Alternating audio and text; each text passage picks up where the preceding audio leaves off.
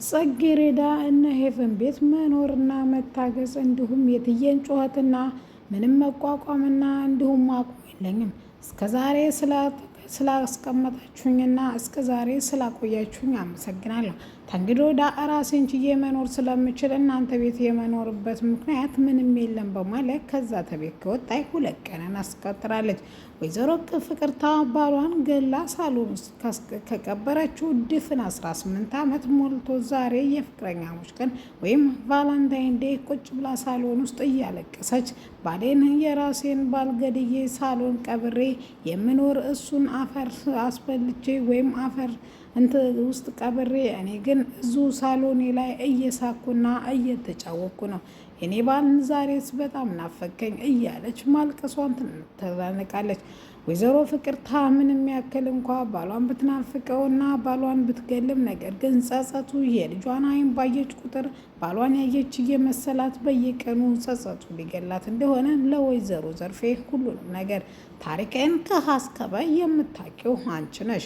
ስለዚህ በይኝ እያለች ወይን እየጠጣችና ባሏን እያስታወሰች የፍቅር አበባ ተይዛ እያሸተተች አሁን የሰጣትና እንዲሁም አሁን ያለ የመሰላት ታሪኳን በሙሉ ትዘረግፋለች። አሰላሙ አለይኩም ወራህመቱላሂ ወበረካቱ። ውድና የተከበራችሁ የዚህ ቻናል ቤተሰቦች እንዴት አደራችሁ? እንዴት ዋላችሁ? ሁላችሁንም እንደ ሰዓት አቆጣጠራችሁ ሰላም ብያለሁ። ለዚህ ቻናል አዲስ ከሆናችሁ ሰብስክራይብ በማድረግ ነባሮች ደግሞ ላይክ፣ ሼር እያደረጋችሁ እንድታበረታቱ በአክብሮት እጠይቃለሁ።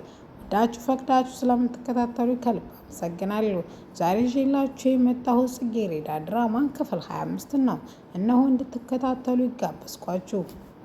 ሄቨን ይሄ ሴራዋ በቀላል ይሰራልኛል ብላ ያላመነችው ገና ብዙ ስራ ይጠብቀናል ብላ ከመኮንን ጋር የተመሳጠሩት ነገር ግን መኮንን ደግሞ ነብዩን በቅጡ አድርጎ ስለሞላው አንተን የሚያኖርህም ኩራትህና እንዲሁም በቀል ነው። ጽጌረዳን እንደዚህ እየለመንካትና እንደዚህ እየወደድካት እንዴት ረግጣህ ልትሄድ ትችላለች? እሷ ሲጀመር ፍቅር ሳይሆን ገንዘብ ፈልጋ ነበር። አንተ አገባሻለሁ ሳትላት በፊት ካንተ ጋር ሆነች። ጋሼ የጋብቻ ጥያቄ ሲጠይቋት ደግሞ ካንተ ጋር መለያየትን ፈለገች። ለጋሼ ቢሆን ያን ያክል መልስ የመለሰችላቸው እንደዚህ አይነት ሴቶች ብዙ ጊዜ አስመሳዮች ናቸው፣ የማይፈልጉ ይመስላሉ፣ ነገር ግን እጅጉኑ ገንዘብ ወዳጅና የገንዘብ አምላኪዎች ናቸው በማለት መኮንን ይነግረዋል። ነብዩ ብዙ በጣም ይወዳትና እንደሷም የወደደው ሰውና እንደውም በመጨረሻ እንደዛውም በኩልም ልቡን የሰበረው ማንም ሰው እንዳሌለ ይነግረዋል። ነብዩ ወደ ክፍሉ ገብቶ ዝንጥና ፏ ብሎ ሽቶውን ተቀባብቶ እስከ ዛሬ ከታየው በላይ በጣም ዘንጦ ይመጣል። በቀላሉ እንደዚህ ረሳታን ጽጌረዳን ብሎ ያላሰበው ብሎ ሲሰማው ይሄው ጥሩ ጓደኛ ይኑር፣ ወይ ተደና ተወለድ ወይ ተደና ተጠጋ ነው የመከርከኝ ምክር ከመሰየ ይሄው ልበቀላት ነው በማለት ይነግረዋል። እሱም የሆነ ጉዳይ አለብኝ እሺ በማለት ይመልስለትና ወደ ጉዳዩ ይሄዳል። ለጽጌረዳ ደውሎ የሆነውን ሁሉ ነገር ወይም አሁን እየሰራችው ያለው ስራ አደጋና እንዲሁም ለህይወቷ ለወደፊት ህይወቷ በጣም ከባድ እንደሆነ ሊነግራት ይደውላታል። ጽጌረዳ ከዮናስ ጋር ስለነበረች ዮኒ እየሰማና ዳውድ ላይ አድርጋ ምግብ እየሰራች ስለነበረ በማለት ሲሰማው በጣም አስቸኳይና አንገብጋቢ ጉዳይ ነው፣ እኔ ላገኝሽ እፈልጋለሁ ሲላትም እሱም እየሰማ ነበር። መኪና ውስጥ እቃ ረስቶ እንደወጣ ዮኒ ተናግሮ ይወርዳል። በተደጋጋሚ ጊዜ ቢደውልም መኮንን ቁርጡን ሊነግራት ወይም እውነቱን ሊነግራት ስለፈለገ አላነሳለትም ነበር። ነገር ግን እሱ ያለበት ድረስ እኔ ነኝ የማደርስሽ በማለት ዮኒ ያደርሳታል። በቦታውም እንዳደረሳት ምን እንዲላትና ምን ማለት እንዳለበት ግራ ይገባዋል።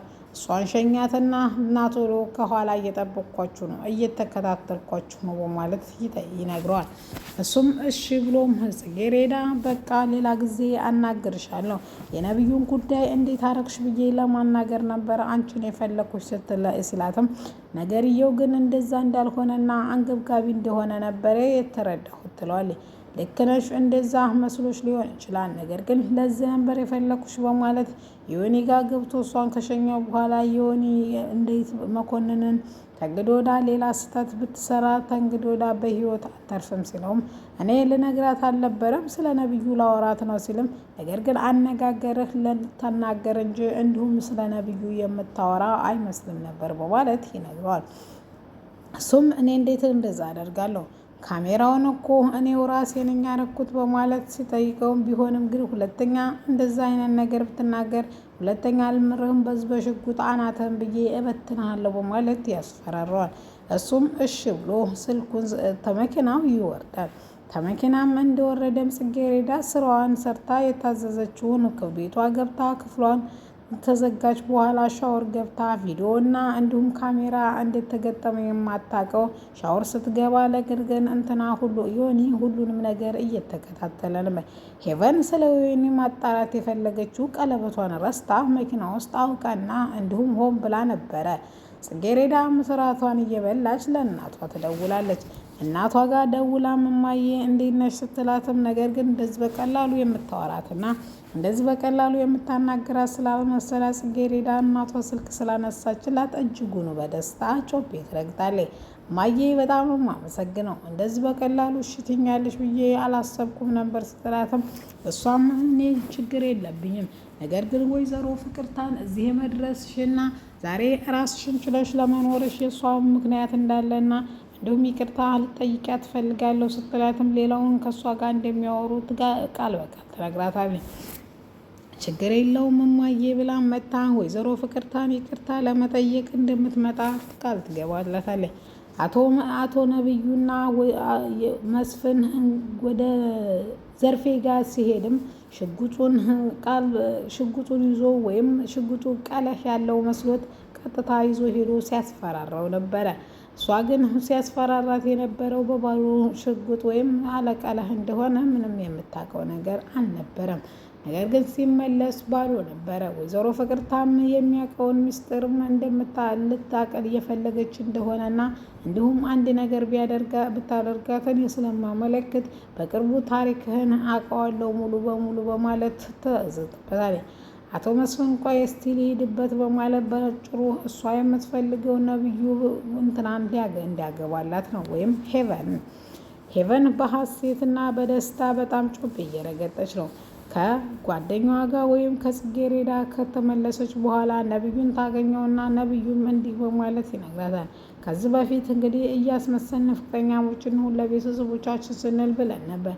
አሁን ግን ሄቨን እኔ የምሬን ነው ከአንቺ ጋር ፍቅረኛ መሆንና እንዲሁም መሞከር ከልቤ እፈልጋለሁ አንቺስ እንዴት ነሽ ስላትም እሷም እንደምትፈልግና ደስተኛ እንደምትሆንም ቃል ትገባለታለች። ወይዘሮ ፍቅርታ ድፍን 18 ዓመት ባሏን ከገደላቸው የሆነ ሳሎን ውስጥ የቀበረች ልክ ቆንጆና ተውባ ወይዘሮ ዘርፌ ደግሞ አበባና እንዲሁም ሻማ እያበራች የኔም ቢጤ ደግሞ ወይም ምስኪኖችን ምግብ ታበላለታለች ወይም ትዘክራለች። በየቀኑ በየዓመቱ በ18 ዓመት ሆኖታል። ሄቨን ስለ አባቷ ሁሌ ስጠይቃት ባዶ ቤት ጥሯቸው እንደሄደና የት እንደገባና የት እንደሚኖር እንደማያውቁ ነበረ።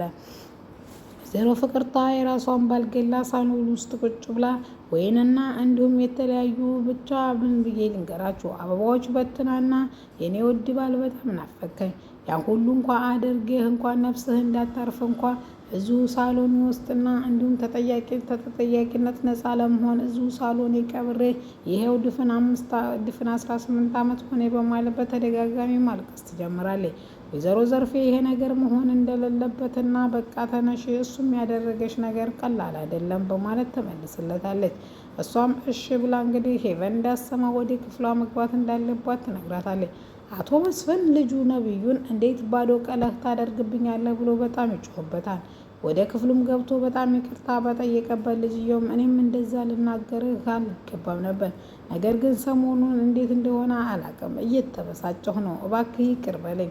ነገር ግን አንድ ነገር ላስታውስ እፈልጋለሁ፣ ፈጽሞ ሄቨን የማግባቱ ግዴታ እንደሆነና እኔም ጽጌረዳን የተመኘኋት እናትህን ስለመሰለችኝ እንጂ ሌላ ነገር አይደለም።